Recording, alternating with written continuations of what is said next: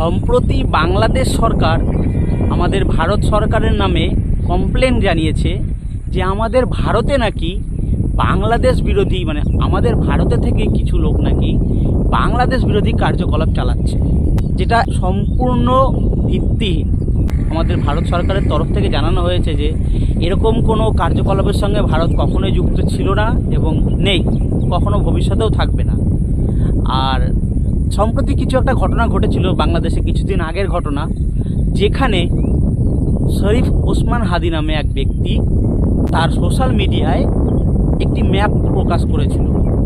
যেই ম্যাপের আকারটা এরকম ছিল যেখানে বাংলাদেশ সহ আমাদের নর্থ ইস্ট এবং পশ্চিমবঙ্গ, বিহার বাংলাদেশের ম্যাপে অন্তর্ভুক্ত করে দেখানো হয়েছে। ম্যাপটাকে এমন দেখা যাচ্ছে যেখানে ভারতের নর্থ ইস্ট এবং পশ্চিমবঙ্গ আর বিহারকে যুক্ত করলে যেই ম্যাপের রূপটা নেবে, ঠিক সেইটাই শরীফ ওসমান হাদি পোস্ট করেছিল। তো তার কিছুক্ষণের মধ্যেই, কয়েক ঘন্টার মধ্যেই সে একটি রিক্সা চড়ে বাংলাদেশের কোথাও যাচ্ছিল। তো হঠাৎ করে কোনো এক দুষ্কৃতী বাইকে করে এসে সোজা তাকে গুলি করে পালিয়ে যান এবং এমনভাবে ভ্যানিশ হয়ে যায় যে বাংলাদেশ সরকার আর তাকে খুঁজেই পায় না।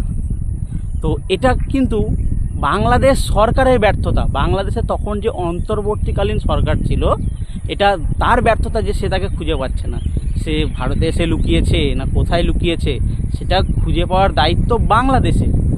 ভারতের এরকম যদি কেউ আসে, অবশ্যই ভারত তাকে ধরে বাংলাদেশের হাতে তুলে দেবে। কিন্তু এইভাবে ভিত্তিহীন ভারতের ওপর অভিযোগ বাংলাদেশের, এটা ঠিক নয়। তো আপনারা বাংলাদেশে সুশৃঙ্খলভাবে থাকুন, আপনাদের নিয়মকানুন মেনে চলুন। তো এটাই আমি আপনাদেরকে বলবো। এর সঙ্গে তারা এটাও জানিয়েছে যে এরকম ঘটনা নাকি পাকিস্তানেও যারা করে তাদেরকেও নাকি এইভাবে রাস্তায় গুলিবিদ্ধ হতে হয়, যেটা নাকি ভারতের RNAW এজেন্টের কাজ। তো এর সঠিক প্রমাণ যদি আপনারা কখনো দিতে পারেন, তো অবশ্যই আপনাদের অভিযোগকে যেখানে আপনারা জানিয়েছেন অভিযোগ, সেটাকে দেখা হবে। কিন্তু আপনাদের এই অভিযোগটা সম্পূর্ণ ভিত্তিহীন। তো কাজেই ভারত সব সময় বাংলাদেশের বন্ধু হিসাবে বাংলাদেশের পাশে ছিল, আছে এবং ভবিষ্যতেও থাকবে। হ্যাঁ, মাঝে আপনাদের অন্তর্বর্তী সরকার থাকাকালীন কিছু বিশেষ ব্যক্তিরা লাফালাফি শুরু করেছিল, তার ফলাফল আপনারা হাতে নাতেই পেয়েছেন যে কিভাবে বাংলাদেশের ক্ষতি হচ্ছিল, কিভাবে বাংলাদেশ অর্থনৈতিকভাবে, রাজনৈতিকভাবে এবং আন্তর্জাতিক লেভেলে তাদের গুরুত্ব হারাচ্ছিল। তো কাজেই আপনারা যদি ভারতের সাথে সুসম্পর্ক বজায় রাখেন, তাতে আপনাদেরই লাভ। ভারত আপনাদেরকে এই যে এনার্জি সংকটের মাধ্যমেও কিন্তু তাদের যে ভারত বাংলাদেশের যে চুক্তি হয়েছে, তাতে ভারত কন্টিনিউয়াসলি বাংলাদেশকে তেল সরবরাহ করে চলেছে।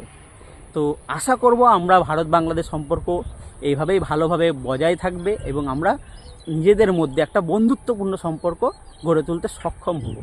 তো আমার সাথে কে কে একমত অবশ্যই আপনারা কমেন্ট করে জানাবেন যে সত্যিই কি ভারত বাংলাদেশ বিরোধী, না ভারত বাংলাদেশের প্রকৃত বন্ধু। ধন্যবাদ।